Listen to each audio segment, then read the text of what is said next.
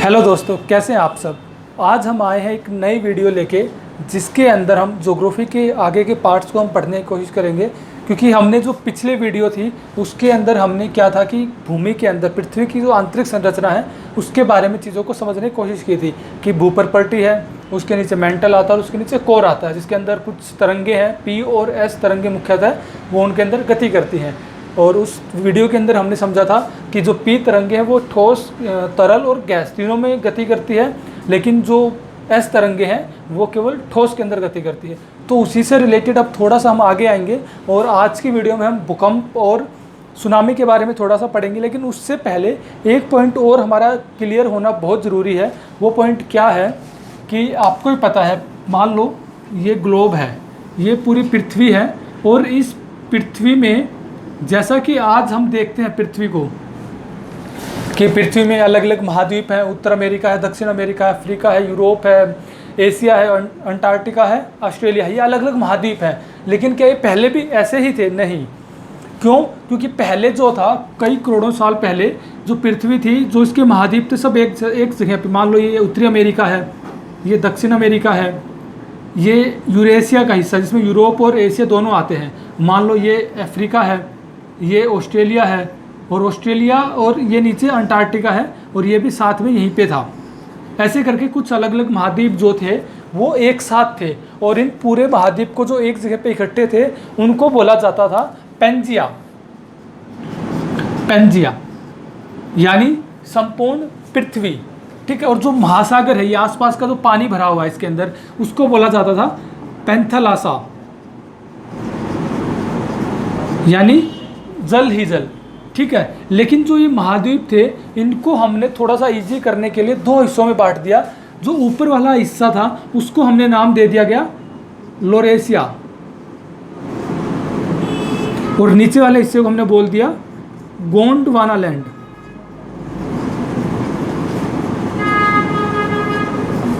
ठीक है, इतना पॉइंट समझ में आ गया।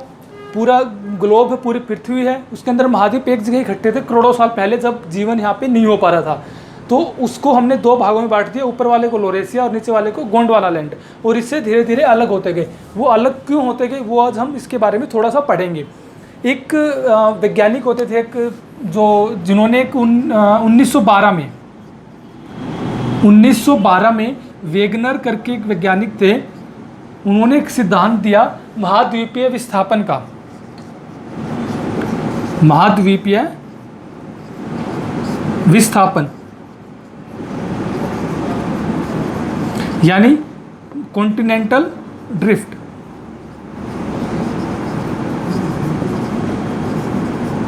इन्होंने इसके अंदर क्या कहा कि जो ये पृथ्वी के जो चीज़ें हैं वो अलग अलग कैसे हुई हैं। उन्होंने इस सिद्धांत के अंदर, अपने महाद्वीपीय सिद्धांत के अंदर, विस्थापन सिद्धांत के अंदर उस चीज़ के बारे में बताया। इन्होंने दो कारण इसके बताए। क्या बताए? एक तो बताया इन्होंने ध्रुवीय फ्लिंग बल,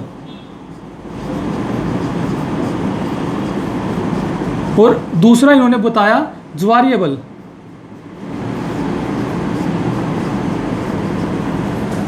ठीक है, ध्रुवीय फ्लिंग बल का इनका कहने का मतलब क्या था कि देखो, ये वाला हिस्सा और ये वाला हिस्सा ये पोलर है, क्योंकि पृथ्वी गोल नहीं है। हमने पहले भी वीडियो के अंदर पढ़ा है कि जो पृथ्वी है, अगर आपने वीडियो नहीं देखी, आप पहले वो वीडियो थोड़ा देख लेना ताकि आपका पेज क्लियर हो जाए।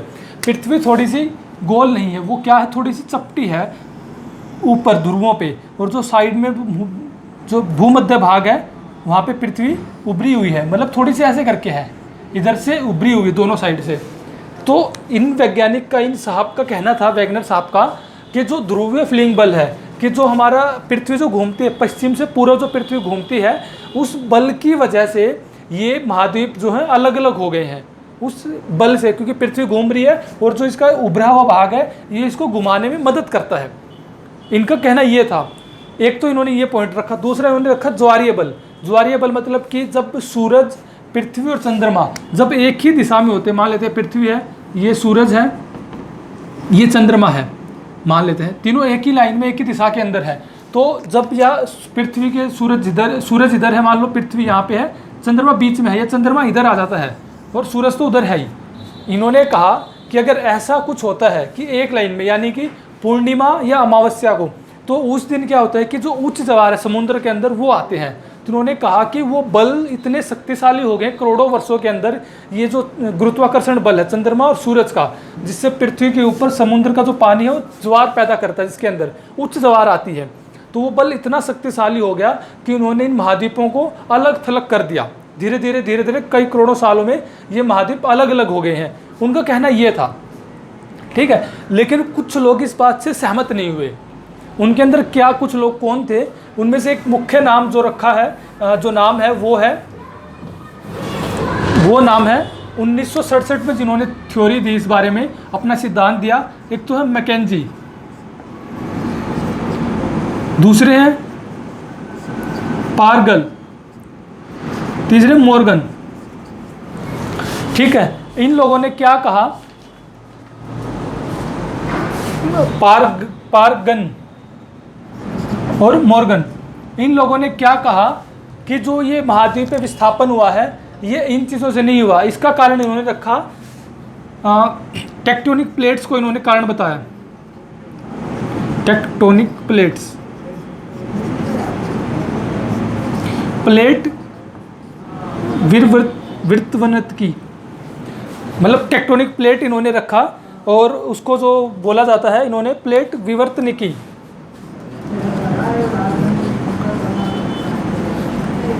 इन्होंने ये सिद्धांत दिया जो हमने पहले पढ़ा था कि जो भूप्रपट्टी का निचला हिस्सा और मेंटल का ज़्यादातर ऊपरी हिस्सा, उसके अंदर एक दुर्बलता मंडल है, स्थिनोस्फीयर है, जिसके अंदर ज़्यादातर जो तरल अवस्था के अंदर है और जहाँ पे जो महाद्वीपीय और महासागरीय प्लेट है वो तैरती रहती हैं। तो वो प्लेटें, इन जो प्लेटें तैरती रहती हैं वो महाद्वीप और महासागर जो प्लेटें हैं वो इनको अलग करती हैं, जो गति करती हैं। और उनकी गति लगभग कितनी होती है, वो हर साल लगभग 10 से लेके 40 मिलीमीटर की स्पीड से,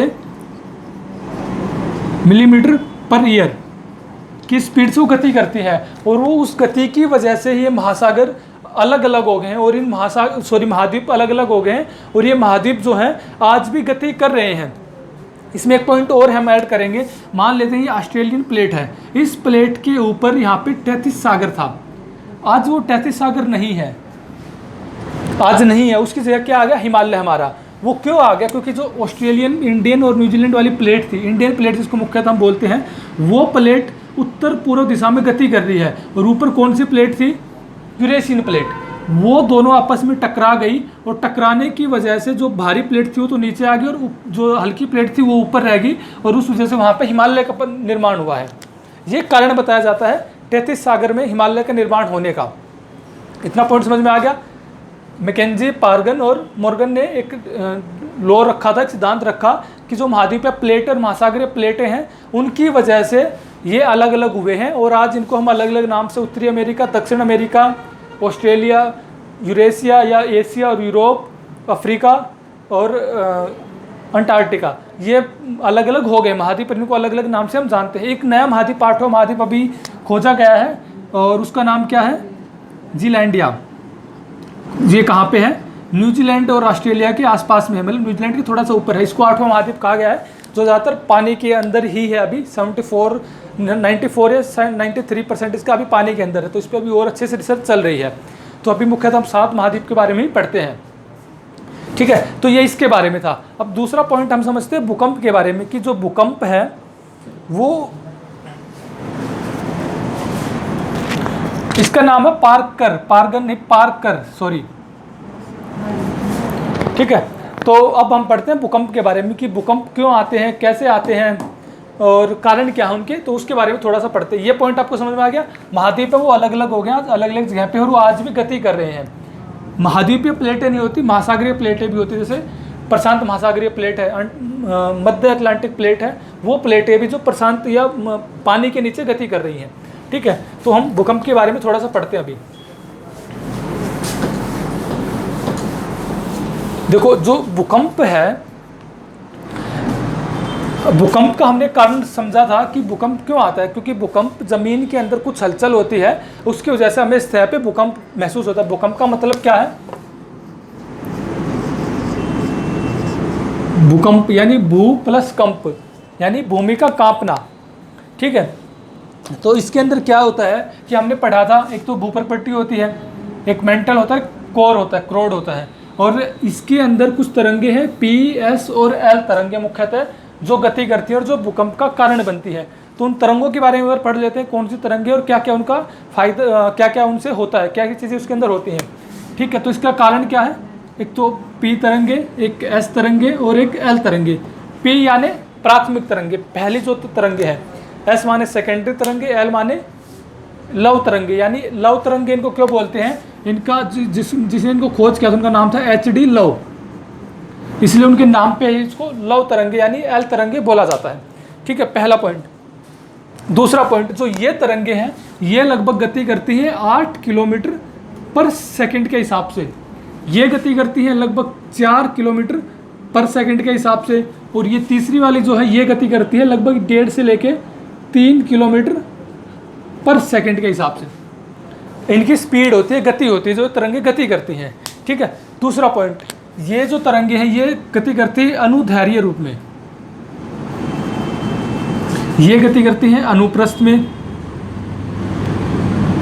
और ये गति करती हैं ये भी अनुप्रस्थ में।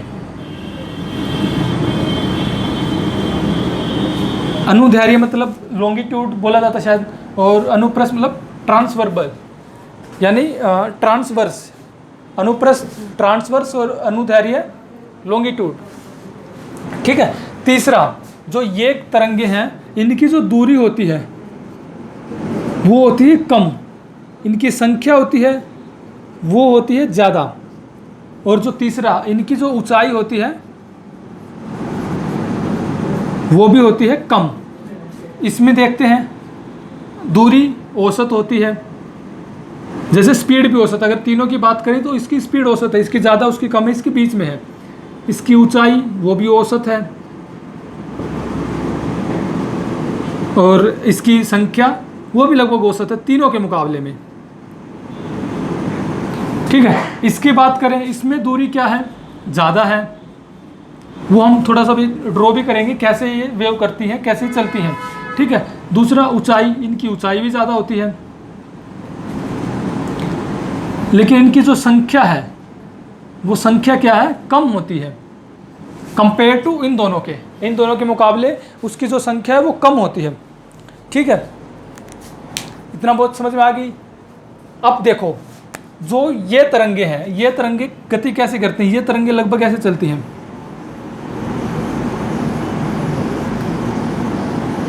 ठीक है, ये तरंगे क्या होती हैं, ये थोड़ी ऊंची जाती है और दूरी होती है, लेकिन ये तरंगे हैं ये पूरी लंबी जाती है, ऐसे ऊंची भी होती है और दूरी भी होती है और संख्या कम होती है। अब एक चीज़ देखना, जो हमने बात की थी इनकी दूरी, इनके बीच में आप दूरी देखो कम है, इनके बीच में दूरी इन तीनों के मुकाबले औसत दूरी है, उसमें सबसे कम दूरी है, सबसे ज़्यादा दूरी है। ठीक है, दूसरा संख्या, इनकी संख्या 1 2 3 4 5 6 7 8, लगभग 7 8 है इनकी संख्या, 3 से 4 5, इनकी 2 3। ठीक है, ये लगभग संख्या में ज़्यादा है, कम है, उससे भी कम है। ऊंचाई इनकी देखो, ऊंचाई कम होती है, इनकी औसत ऊंचाई उनकी सबसे ज़्यादा ऊंचाई होती है। इतना पॉइंट समझ में आ गया। गति इनकी सबसे तेज़ होती है, इनकी औसत गति उनकी सबसे कम गति। ठीक है, तीसरा पॉइंट, अब मान लो जो ये वाली है, ये अगर भूकंप मान लेते हैं हम, भूकंप आता है हमारे देश में, आता है कहीं भी, मतलब पृथ्वी पे कहीं भी भूकंप आता है, तो भूकंप आप देखना कि कई बार भूकंप एक स्पीड के साथ आएगा और चला जाएगा, हमें लगेगा कुछ हिला था, लेकिन पता नहीं क्या हिला था, कितनी सेकंड के अंदर वो निकल जाता है। वो भूकंप होता है पी भूकंप होता है, क्योंकि उसकी स्पीड बहुत ज़्यादा होती है, एकदम आता और एकदम निकल जाता है। ठीक है, एस तरंगे आती हैं, वो थोड़ी सी रुकती हैं फिर धीरे धीरे जाती है। आप देखना हमारा पंखा हिलने लगेगा, कुछ चीज़ें हिलने लगी, हल्की हल्की हिलने लगेंगी, वो एस तरंगों के अंदर। लेकिन जो एल तरंगे वो इतनी खतरनाक होती हैं कि वो बिल्डिंग को गिरा देती हैं, घर गिरा देती हैं, आसपास में ज़मीन में गड्ढे कर देती हैं, दरारें डाल देती हैं। वो एल तरंगे क्यों तरंगे हैं, मान लो पी तरंगे, मैं किसी इंसान को पकड़ के हिला रहा हूँ, एकदम जल्दी जल्दी हिला दिया, उसको एकदम झटका लगेगा, लेकिन एकदम मतलब कि उसको कुछ ज़्यादा असर नहीं होगा, लेकिन हल्का झटका लग के रह जाएगा। लेकिन मान लो कि एल तरंगों की तरह मैं उसको पकड़ के आराम आराम से ऐसे ऐसे ऐसे ऐसे करके हिला रहा हूँ उसको, तो उसका क्या है कि सब कुछ गिरने लगेगा। वही है कि ये तरंगे इसलिए खतरनाक है। अगर तीनों में क्वेश्चन आ जाए कि सबसे खतरनाक तरंगे कौन से, विनाशकारक तरंगे हैं, एल तरंगे ही, ये सबसे ज़्यादा विनाशकारक है।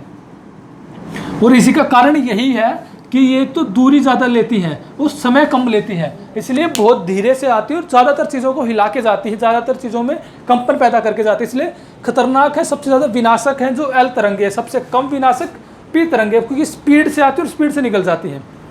इतना पॉइंट समझ में आ गया भूकंप के बारे में। 3 तरंगे मुख्यतः होती है भूकंप का कारण, पी तरंगे, एस तरंगे और एल तरंगे। ठीक है, इतना हो गया। अब हम आते थोड़ा सा आगे कि कई बार क्वेश्चन डायरेक्ट पूछ लेता है कि जो हम भूकंप को मापते हैं उस मशीन को क्या कहते हैं। भूकंप मापी मशीन को, उसको क्या बोला जाता है? सिस्मोग्राफ। जो भूकंप मापी मशीन होती है उसको बोला जाता है सिस्मोग्राफ, जिस मशीन से हम भूकंप को मापते हैं। दूसरा, इस अध्ययन को क्या बोला जाता है? सिस्मोलॉजी। ठीक है, इस अध्ययन को भूकंप मापने का जो बोला जाता है उसको सिस्मोलॉजी बोला जाता है, और जो इसको मापता है उसको क्या बोला जाता है? सिस्मोलॉजिस्ट। इंग्लिश के अंदर वही है सिस्मोग्राफ, तो आगे आप ऐड कर लो सिस्मोलॉजी, सिस्मोलॉजिस्ट। ठीक है, एक पॉइंट ये हो गया। जो भूकंप को मापते हैं वो उसकी जो पैमाना है उसको क्या बोला जाता है? उसको बोला जाता है रिक्टर स्केल।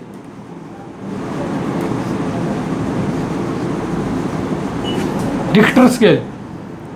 पेपर में यही पूछेगा कि भूकंप मापने वाली मशीन को क्या बोलते हैं, उसको अध्ययन करने को क्या बोलते हैं, और किस पैमाने पे मापा जाता है, उसको रिक्टर स्केल पे मापा जाता है। आपने भी सुना होगा कि कहीं पे भी अगर भूकंप आता तो बोला जाता है वहाँ पे 7.1 की गति से भूकंप आया, यानी या 7.4 की गति से 7.4 रिक्टर स्केल पे भूकंप आया। वो यही है भूकंप, कि कितने पैमाने पे, कितने रिक्टर स्केल के ऊपर वो भूकंप आया, उसकी तीव्रता क्या थी, वो रिक्टर स्केल के अंदर मापते। पेपर में यही पूछ लेगा कि किस पैमाने पे हम इसको मापते हैं, रिक्टर स्केल पे। इसके अलावा भी कुछ है, रोसी फेरल स्केल है, या एक और स्केल है इसको बोला जाता है मॉडिफाइड मर्करी स्केल, लेकिन वो पेपर में नहीं पूछता। हम मुख्यतः इसी का ही यूज करते हैं मापने के लिए, रिक्टर स्केल का।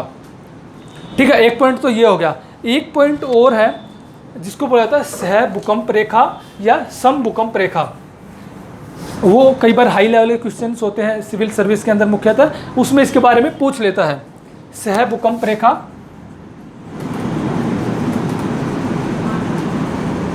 या सम भूकंप रेखा।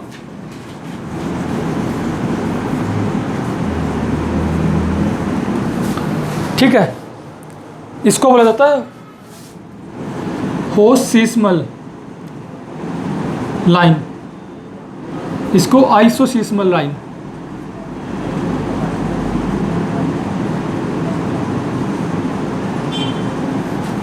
आइसोसिस्मल लाइन और होसिस्मल लाइन। ठीक है, सह भूकंप रेखा और सम भूकंप रेखा के अंदर थोड़ा सा डिफरेंस है।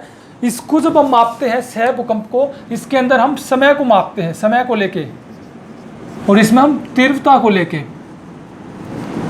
समय को लेके क्या कि मान लो ये मान के चलते हैं भारत के अंदर भूकंप आया, मान लो गुजरात के अंदर भूकंप आया, समय पे समय हम मापेंगे कि मान लो सुबह के 8 बजे भूकंप आया सुबह के। मान लो कि दूसरा एरिया हमें पता चला महाराष्ट्र के अंदर भी भूकंप के झटके महसूस हुए और वहाँ पे भूकंप कितने बजे आया? 8 बजे ही आया। तीसरा मान लो राजस्थान के अंदर भूकंप आया और वहाँ पे कितने बजे आया? 8 बजे भूकंप आया। चौथा मान लो कि मध्य प्रदेश के अंदर ही भूकंप आया, लेकिन उसका टाइमिंग बदला हुआ था, उसका टाइमिंग था 9 बजे।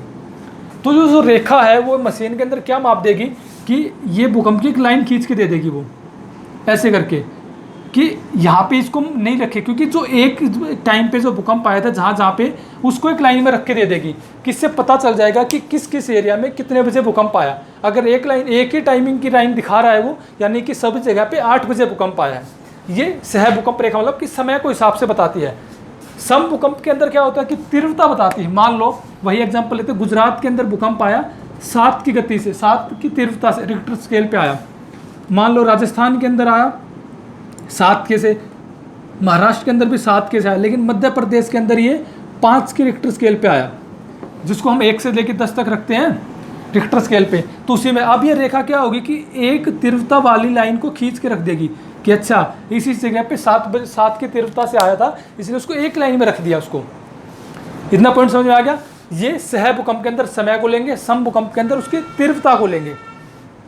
ठीक है, ये भूकंप के बारे में आपको मेरे ख्याल से समझ में आ गया। पी, एस और एल तरंगे होती हैं जो जमीन के अंदर से भूकंप आता है। अब उसके अंदर एक पॉइंट और समझ लो कि भूकंप बनता कैसे है, इतना मेरे ख्याल से समझ में आ गया होगा आपको। एक और पॉइंट होता है, मान लो कि ये पृथ्वी है, अब मान लो यहाँ से भूकंप निकल के आया है, तो इस पॉइंट को क्या बोलते हैं, मूल केंद्र बोलते हैं, यानी उद्गम केंद्र भी बोल सकते हैं इसको, इंग्लिश के अंदर फोकस, कि भूकंप आखिर बना कहाँ से निकल के आया। ठीक है, उसके बाद जो सबसे पहले जहाँ भूकंप के झटके महसूस हुए पृथ्वी की सतह पे, उसको क्या बोला जाता है, अभिकेंद्र, यानी एपिसेंटर। ठीक है, अभिकेंद्र यानी एपिसेंटर। इसका मतलब क्या होता है कि जब भूकंप जो आता है वो सबसे पहले कहाँ पहुंचता है, लगभग 90 डिग्री पे सबसे पहले भूकंप पहुंचता है। मान लो यहाँ पे पहुंचा, ये पहुंचने को यहाँ भी पहुंच सकता है, यहाँ भी पहुंच सकता है, लेकिन सबसे कम दूरी इसकी यहाँ पे थी और 90 डिग्री का एंगल लेके यहाँ पे पहुंचा, तो सबसे पहले जो भूकंप के झटके महसूस हुए पृथ्वी पे यहाँ पे होंगे। अब जैसे जैसे दूरी इसकी बढ़ती जाएगी इस पॉइंट से, अभिकेंद्र से, भूकंप के जो झटके कम महसूस होते जाएंगे, जितना जितना दूर जाते जाएंगे। मान लो ये होता है कि सबसे पहले झटके यहाँ महसूस है, सबसे ज़्यादा तेज गति से यहाँ पे पहुंचे, उसके बाद इसकी स्पीड कम होती गई जैसे जैसे इसकी दूरी बढ़ती गई। तो पेपर में पूछ लेगा आपसे कि जो जहाँ से भूकंप बनता है, उद्गम कहाँ से होता है, उसको क्या बोलते हैं, उद्गम केंद्र, और सबसे पहले जहाँ पहुँचता है पृथ्वी की सतह पे, उसको क्या बोला जाता है, अभिकेंद्र, एपिसेंटर इसको बोला जाता है। इतना ही आपसे पूछेगा इसके बारे में। ठीक है, अब एक कारण और देख लेते हैं कि भूकंप के कारण क्या है, भूकंप बनने के। हमें ये तो पता चल गया भूकंप के अंदर भूकंप कहाँ से बनता है, किस तरीके से बनता है, लेकिन भूकंप के कारण क्या है।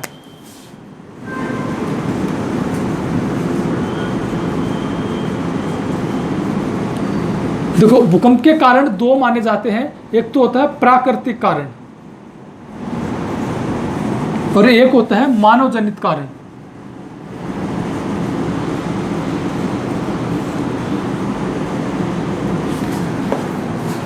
ठीक है, एक होता है प्राकृतिक कारण और एक होता है मानव जनित कारण। देखो, प्राकृतिक कारण के अंदर क्या होता है कि सबसे पहला जो हम लेते हैं वो लेते हैं इलास्टिक बॉन्ड को।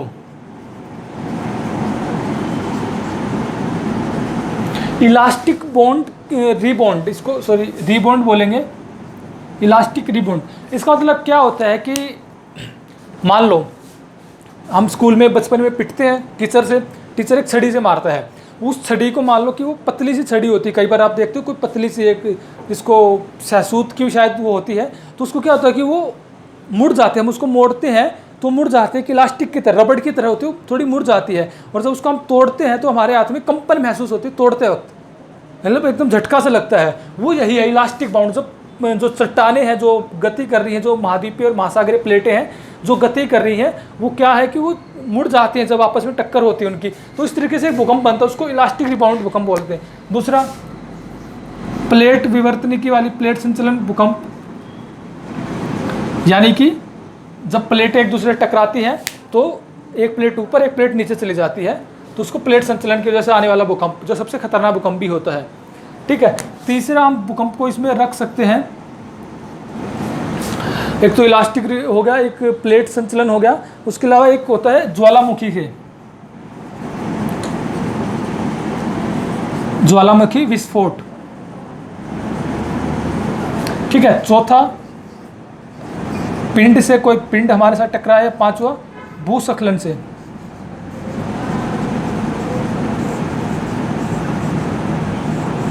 देखो, प्लेट संचलन हमने समझ लिया। ज्वालामुखी विस्फोट क्या, जब कोई ज्वालामुखी विस्फोट होता है, कोई ज्वालामुखी फट के बाहर निकलता है तो आसपास के एरिया में कंपन महसूस होता है, वही ज्वालामुखी विस्फोट के कारण होने वाला कंपन है, भूकंप है।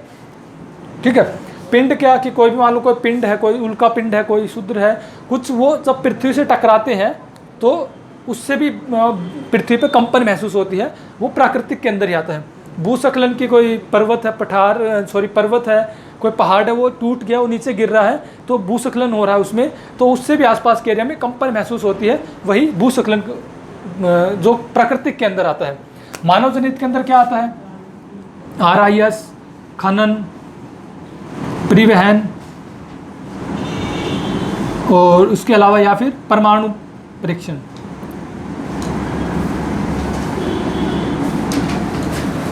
ठीक है। RIS खनन, परिवहन या परमाणु परीक्षण। RIS का मतलब है कि रिजर्वियर इंड्यूसिस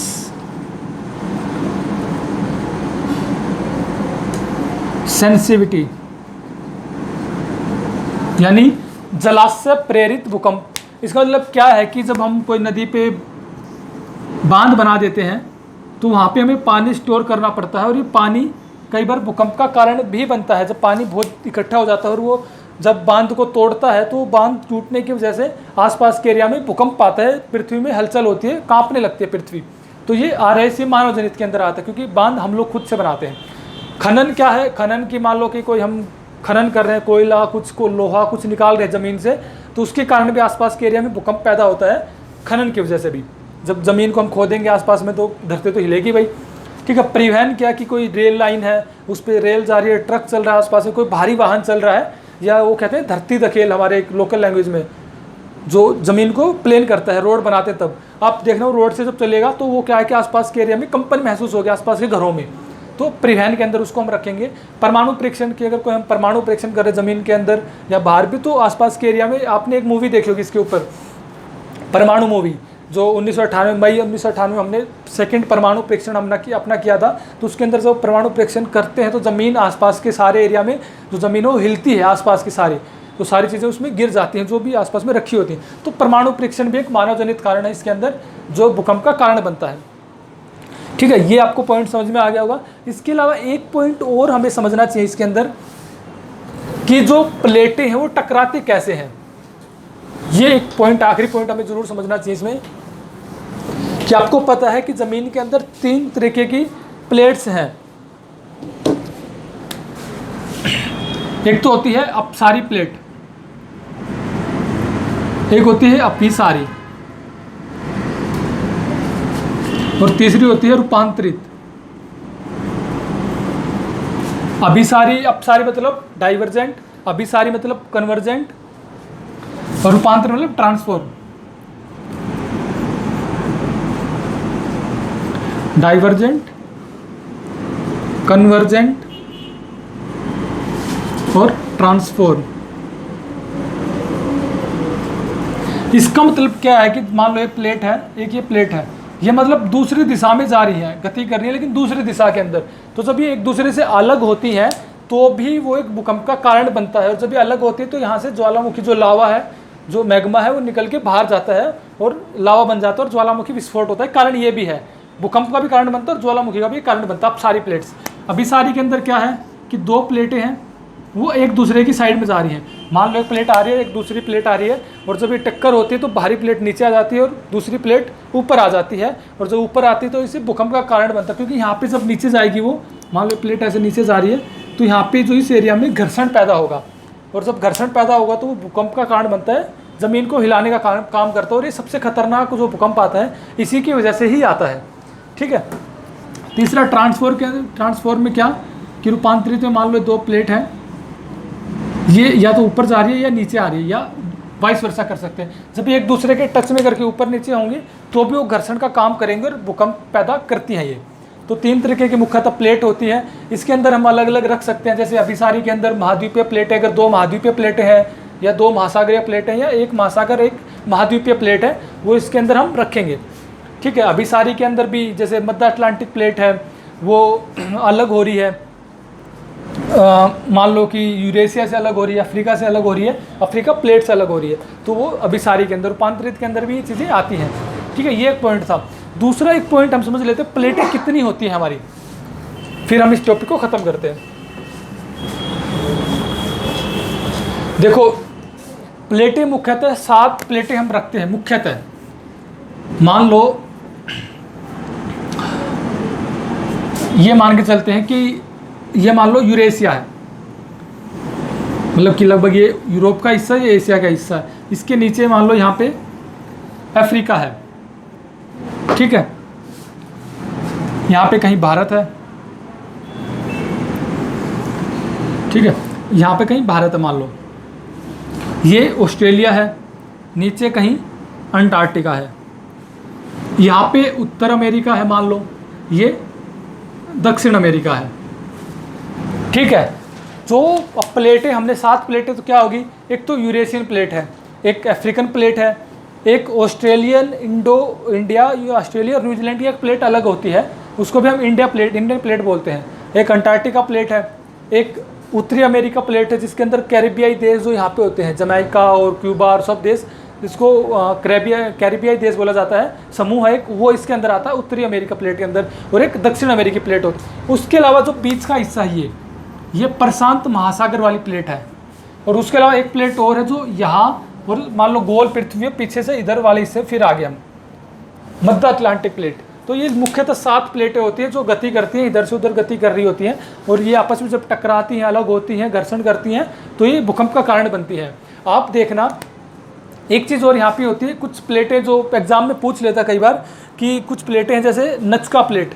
नज्का प्लेट जो है वो यहाँ होती है, ये नज्का प्लेट है, ठीक है। उसके अलावा एक प्लेट है कोकस प्लेट। कोकास प्लेट मतलब यहाँ है वो कैरिबियाई देश, और ये कोकास नज्का प्लेट है। या फिर यहाँ पे अरबियन देशों की एक प्लेट है, अरब देश है जो सऊदी अरब, यूएई और कतर, ओमान, सब इधर ही आते हैं, तो उनकी एक प्लेट है। एक फिलीपीन प्लेट आती है, जो मान लो यहाँ पे इंडोनेशिया है, मलेशिया है, वो सब देश यहाँ पे आते हैं, तो वहाँ पे एक फिलीपीन है, फिलीपींस देश है जिसकी राजधानी मनीला है, जहाँ पे एडीबी एशियन डेवलपमेंट बैंक का मुख्यालय भी है। फिलीपीन प्लेट है, ये प्लेटें हैं। तो ये सब प्लेटें आपस में छोटी छोटी प्लेटें हैं, ये वाली ये सब छोटी छोटी प्लेटें जब ये आपस में टकराती, मान लो कोकास प्लेट है, जब उत्तरी अमेरिका के साथ टकराएगी तो यहाँ पे इसके आसपास में यहाँ पे भूकंप पैदा होगा, और ज्वालामुखी भी यहीं पे सबसे ज़्यादा होती है। नज्का प्लेट है, वो जब दक्षिण अमेरिकी प्लेट से टकराएगी तो यहाँ भूकंप होगा। फिलीपीन प्लेट है, प्रशांत महासागर की प्लेट से टकराएगी, या प्रशांत महासागरीय प्लेट है, इन आपस में ये टकराती है, या ये वाली प्लेट आपस में टकराएगी, या अफ्रीकन प्लेट यहाँ पे इससे टकराएगी, तो भूकंप का कारण बनती है। और सबसे ज़्यादा जो भूकंप आते हैं वो कहाँ आते हैं, वो सबसे ज़्यादा भूकंप इस एरिया में आते हैं, प्रशांत महासागरीय एरिया में, इसलिए इसको प्रशांत अग्नि मेखला भी बोला जाता है। लगभग 63% भूकंप इसी एरिया के अंदर आते हैं, और यहीं पे सबसे ज़्यादा ज्वालामुखी विस्फोट भी आप देखोगे यहीं होते हैं। उसके अलावा दूसरे सबसे ज़्यादा भूकंप आते हैं यूरेशिया प्लेट के आसपास, यूरेशियन जो हिमालय का एरिया है या हिंदू कुश है, और अलग अलग एरिया जो आल्पस यूरोप तक जाते हैं, उस एरिया में ज़्यादातर भूकंप आएंगे। तीसरा जो मध्य अटलांटिक एरिया है, जो ये वाला पानी का हिस्सा है और ये वाला पानी का हिस्सा है, इनके अंदर भूकंप आते हैं सबसे ज़्यादा। इसमें 21% के आसपास आता है, और उनमें 16% के आसपास भूकंप आते हैं। यही भूकंप के कारण है, ठीक है। एक पॉइंट ये हो गया। दूसरा पॉइंट कि ये तो हो गया। अब एक पॉइंट पढ़ लेते हैं सुनामी के बारे में। कुछ नहीं है, सुनामी बहुत ही छोटा सा है कि एक भूकंप का कारण सुनामी जो आती है भूकंप के कारण की वजह से ही आती है मुख्यतः। सुनामी क्या है? सुनामी एक जापानी शब्द है जिसका मतलब क्या होता है कि जो समुद्र का पानी तटों से टकराना, जो तटीय प्रदेश होते हैं वहाँ पे सुनामी का मतलब यही होता है। जापानी शब्द है, पानी का तट के साथ में टकराना सुनामी होती है। वो क्या होती है, मान लो कि ये मान लो समुद्र है, पूरा खुला समुद्र है, और इस एरिया में कोई देश है, कोई द्वीप है मान लेते हैं,